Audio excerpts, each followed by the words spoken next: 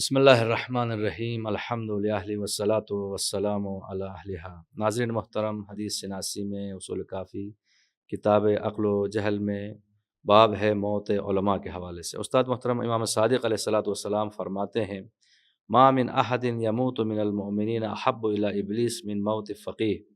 کہ ابلیس کے لیے عالم دین کی موت ہر مومن کی موت سے زیادہ محبوب ہوتی ہے، یعنی ابلیس یہ پسند کرتا ہے کہ علماء دنیا سے مر جائیں۔ بسم اللہ الرحمن الرحیم۔ بنیادی طور پہ یہ ایک یعنی ابلیس جو ہے، اگر آپ اس کو یعنی دو اپوزٹ پارٹیز ہیں، ایک حزب اللہ گروہ ہے، ایک حزب الشیطان ہے۔ حزب اللہ گروہ کے اندر ایک عام مومن ہے، ایک عام عابد انسان ہے، وہ بھی اللہ تعالیٰ کا فرما بردار ہے، لیکن ایک شخص ایک عالم ربانی ہے، ایک فقیہ جسے کہا جاتا ہے، یعنی ایک عالم ربانی ہو، وہ انسان نہ صرف یہ کہ وہ اپنی ذات کے اندر اللہ تعالیٰ کی فرما برداری کرتا ہے، بلکہ اس کے وجود سے، اس کے کلام سے، اس کے کردار سے معاشرے کے اندر وہ الہی نور پھیلتا ہے، لوگوں تک وہ آواز پہنچتی ہے، اس کے نتیجے میں لوگ اس کی طرف متوجہ ہوتے ہیں، اور ایک بہت بڑی تعداد میں لوگ جو ہیں یعنی جیسے حضرت امام خمینی رضوان اللہ تعالیٰ علیہ کے وجود ہے، ان کے وجود کی وجہ سے، ان کی تبلیغات کی وجہ سے، ان کے اقوال کی وجہ سے ایک دو ہزار نہیں، لاکھوں افراد جو ہیں جو جہنم کے راستے پر جا رہے تھے، وہ اس راستے کو چھوڑ کے اللہ تبارک و تعالیٰ کے راستے پر آئے۔ فقی اس طرح سے کام کرتا ہے، اس آیت اللہ مطہری شہید ہیں، آغا باکر صدر شہید ہیں، یہ تو جو دشمن ہے وہ بھی اس چیز کو اچھی طرح سے ٹارگٹ کر کے رکھتا ہے، وہ مشخص کرتا ہے، اور اس کے لیے ایک فقی کی موت جو ہے وہ اس کے لیے انتہائی سرور آمیز ہوتی ہے، کیونکہ وہ اس کے لوگوں کو متوجہ کرتا ہے ابلیسی چالوں کی طرف، لوگوں کو ان سے بچنے کے راستے بتاتا ہے، اور یہ چیز جو ہے وہ فقیہ یعنی شیطان کے لیے ایک انتہائی تکلیف دہ امر ہوتا ہے، اور جب وہ دنیا سے چلا جاتا ہے تو اس کے نتیجے میں ابلیس کے لیے انتہائی سرور و شادمانی کا باعث ہوتی ہے یہ چیز جو ہے۔ اور فرمایا دوسری حدیث میں ہے کہ اذا مات المؤمن الفقیہ سلم فی الاسلام سلمۃ لا یسدها شیء، جب کوئی فقیہ مر جاتا ہے، دنیا سے چلا جاتا ہے، تو اسلام میں ایسا رکھنا پڑتا ہے جسے کوئی شے بند نہیں کر سکتی۔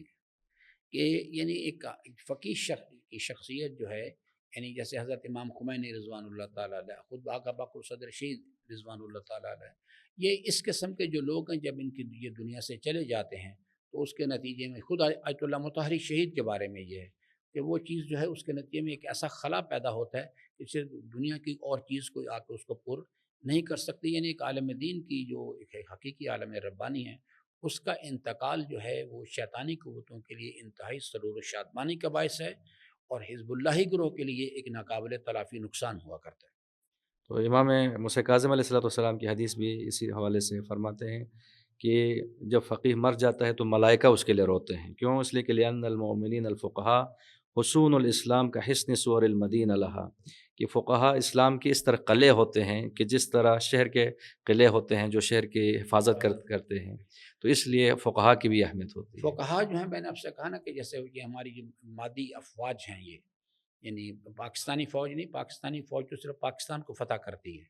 لیکن یہ کہ جو افواج ہوتی ہیں ان کا کام ہوتا ہے کہ جغرافیائی حدود کی حفاظت کرنا۔ علماء کرام اسی طرح جو وہ اسلام کی نظریاتی سرحدوں کی محافظت کرتے ہیں، اگر اسلام کی نظریاتی حدود کے اوپر ذرا سا بھی کوئی ضربہ پڑنے لگے تو فوری طور پر وہ کھڑے ہوتے ہیں اور اپنی ذمہ داری کو پورا کرتے ہیں، اور اسی واسطے کہا گیا کہ ظالم اور جابر سلطان کے سامنے کلمہ حق کہنا، اور یہ فقہا کہا کرتے ہیں، عالم ربانی کہا کرتے ہیں، ان کے سامنے جا کے کلمہ حق بیان کرنا، یہ افضل ترین جہاد قرار دیا گیا ہے۔ یہ اسلام کی نظریاتی سرحدوں کے محافظ ہیں۔ اگر ایک آدمی، جو حضرت امام حسین علیہ السلام نے فرمایا کہ اگر معاشرہ اس قسم کے اسلام کی طرف چلا جائے، یعنی جسے انحرافی اسلام کہا جاتا ہے، کہ لوگ نمازیں پڑھ رہے ہیں، روزے رکھ رہے ہیں، دیگر اپنی جو رسومات ہیں ان کو بجا لا رہے ہیں، لیکن وہ معاشرے کی جو ولایت سیاسی ہے اس کے اوپر ایک یزید جیسے کردار کا حامل شخص بیٹھا ہے اور لوگ اس پر مطمئن بیٹھے ہیں، تو فرمایا کہ یعنی علماء ربانیون کی ذمہ داری ہے کہ لوگوں کو آگاہ کریں، بتائیں کہ یہ اسلام حقیقی اسلام نہیں، یہ انحرافی اسلام ہے، اور اللہ تعالیٰ کی حاکمیت اس وقت روئے زمین پر نافذ ہوگی جب ولایت سیاسی اس کے اہل افراد کے ہاتھ میں جائے گی، اور اس کے لیے پھر وہ کوشش بھی کریں اس چیز کے لیے۔ یعنی ہم یہ کہہ سکتے ہیں جس طرح بھی آغا حسن نصر اللہ کی شہادت پر شیطان اکبر امریکہ نے خوشی منائی، جبکہ حسن الحیاری جیسے ابلیس کے فرزند جو خود امریکہ ان کو پناہ دی ہوئی ہے، یعنی وہ چاہتے ہیں کہ یہ لوگ زندہ رہیں۔ بالکل اسی طرح سے جیسے میں نے آپ سے کہا نا پچھلے دنوں یہاں پر وہ اسلامی نظریاتی کونسل جو لوگوں کو بے وقوف بنانے کے لیے، دھوکہ دینے کے لیے ظالم حکمرانوں نے ایک علماء کرام کو رشوت دینے کا ایک ذریعہ بنا رکھا ہے۔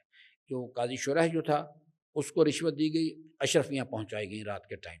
اور یہ لوگ جو ہیں ان کو بڑے بڑے عہدے دیے جاتے ہیں، ان کو کاریں دی جاتی ہیں، ان کو باڈی گارڈز دیے جاتے ہیں، اور اس کے ذریعے سے یعنی ظالم حکمران ان کو خریدتے ہیں۔ اور جیسے اب اس نے وی پی این کے خلاف اس نے ایک فتویٰ دے دیا، ایک لا یعنی قسم کی باتیں جن کا اصل حقائق سے کوئی تعلق نہیں ہے۔ وہ چیز جو ہے وی پی این اللہ تعالیٰ کی ایک نعمت ہے، ایک ٹیکنالوجی ہے۔ اب آپ کے ہاتھ میں آپ کے جیسے یہ میرے سامنے یہ مائک ہے، اب مائک تو نہ کوئی شیطانی قوت ہے نہ کوئی ایک رحمانی قوت ہے، اللہ تعالیٰ کی نعمتوں میں سے ایک نعمت ہے۔ اس نے اس کائنات کے اندر اس قسم کی بے پناہ نعمتیں پیدا کی ہیں۔ اب ڈیپینڈ کرتا ہے کہ میں اس نعمت کو استعمال کیسے کرتا ہوں۔ اللہ تعالیٰ کے بتائے ہوئے دستور کے مطابق ہر نعمت اپنے ساتھ ایک پورا دستور لے کے آتی ہے، اس نعمت کو ایسے استعمال یعنی شکر نعمت کرنا ہے، اور یعنی ہر نعمت اپنے ساتھ ایک ذمہ داری بھی لے کے آتی ہے شکر نعمت کی۔ انسان کو اس کو اسے سمجھنا چاہیے۔ دنیا کا دیگر جو امکانات ہیں، اور آرٹیفیشل انٹیلیجنس کے حوالے سے بھی میں عرض کروں گا، ایک لطف الہی ہے یہ۔ اس کائنات کے جو انسان نے اس کائنات کے جو رموز ہے اس کے اندر غوطہ لگایا اور اس کے اندر سے یہ چیز نکال کے لایا ہے۔ اب ضرورت اس چیز کے حلال و حرام پر بحث نہ کریں، ایک نعمت الہی ہے، آپ دیکھیں، آپ اس غلط کاموں کے لیے استعمال نہ کریں، آپ اس صحیح کام کے لیے استعمال کریں۔ تو یہ آپ کو یعنی وہ جو ہماری بیک لاگ ہے، جو ہم پیچھے رہ چکے ہیں، اگر ہم ایک باقاعدہ ایک آرگنائزڈ مینر میں کام کریں تو ہم اگلے 5 سال کے اندر وہ گزشتہ 100-200 سال کا یا 500 سال کا جو گیپ ہے اسے کور کر سکتے ہیں۔ علوم جدید کے اندر بھی اور علوم اسلامی کے اندر بھی اس چیز کو کور کر سکتے ہیں۔ ڈیپینڈ کرتا ہے، اور یہ بھی صرف یہ کسی کی تربیت نہیں کرتی،